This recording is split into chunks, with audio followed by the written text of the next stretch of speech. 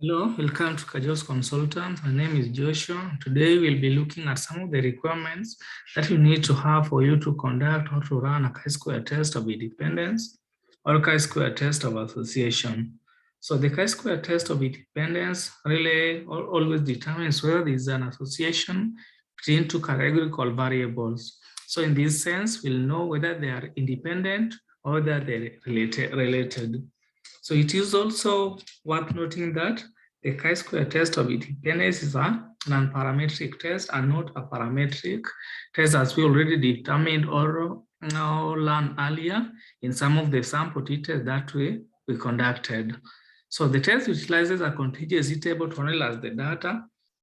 By contingency table simply means you have across some sort of cross tabulation that you will be conducting for this analysis. So cross tabulation simply analyze, then you go to descriptive statistics, then cross tabs. And this is what we mean by the contingency table, as you can see on the cross tabs dialog box, whereby you have the variable that will be moving towards the row, column, and the columns section. So that is for that. Then we need also to know what are some of the common uses for this kind of analysis. So for this analysis, statistical independent association between two or more categorical variables, and categorical variables, they are simply either nominal, so this can be nominal, or nominal, so they can be nominal, or they can be ordinal. Can be ordinal. So nominal, we'll find, for example, you have the gender, then you have the ordinal variable. These ones take a particular order or arrangement based on the analysis that you need to do, and specifically when we want to run this chi-square test of independence. So the chi-square test of independence can only pair two categorical variables. So we have the two categorical variables can be compared for this case. And it's also worth noting that this particular analysis is not appropriate for you to conduct a pre-test and a post-test observation because of the assumption of independence of observations is violated. So in this situation, what you do really need to do, you can always conduct or run a Mark-Nemmers analysis as indicated here in the analysis, whereby when you click on analyze, then descriptive, click on analyze, then frequency, then we go check on the,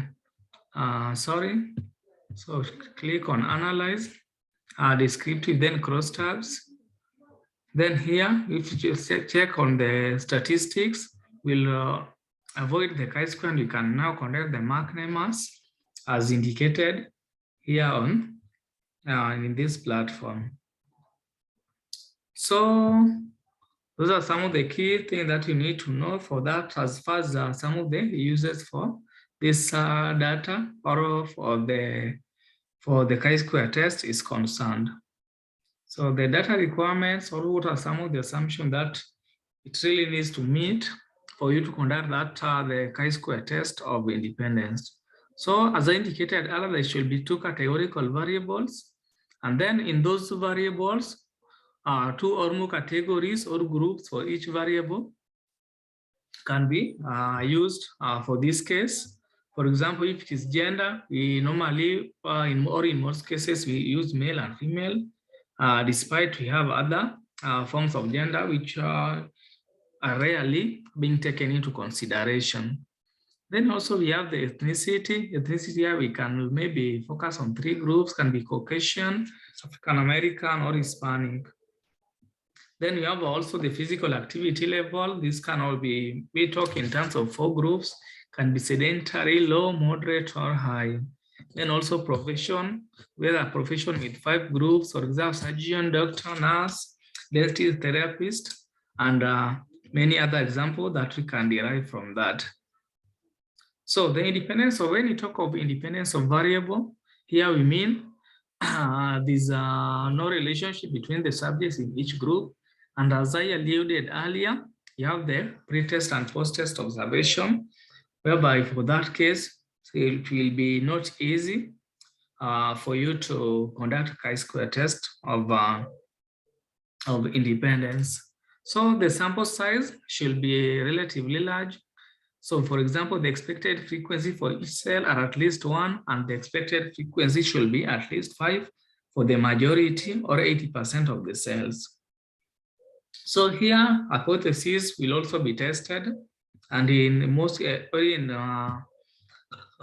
as the rule of thumb, we normally have two hypotheses, that is the alternative and the null hypothesis. So the first hypothesis here, we can maybe variable 1 is independent of variable 2, and maybe the second one, we can say variable 1 is not independent of variable 2, and that is what we call the null hypothesis. So in other words, we can still reverse and say is not associated with or is associated with variable 1 and variable 2.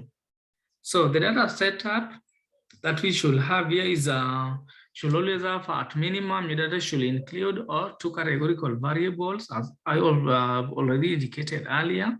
And this one should be represented in columns that will be used in the analysis. So the categorical variables must also include at least two groups, as I have highlighted up there.